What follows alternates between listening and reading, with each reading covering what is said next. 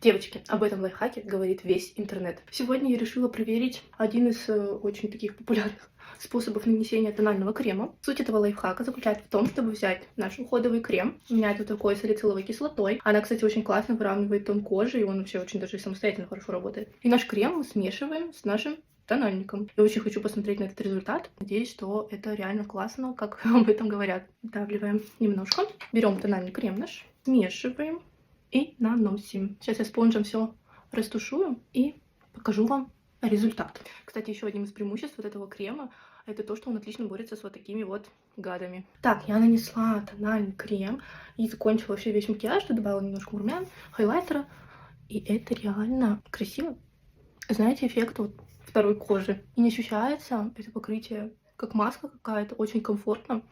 Прям кожа чувствует себя даже напитанной и увлажненной. Девочки, сохраняйте обязательно этот лайфхак. Он вообще прям идеально, особенно для повседневной носки.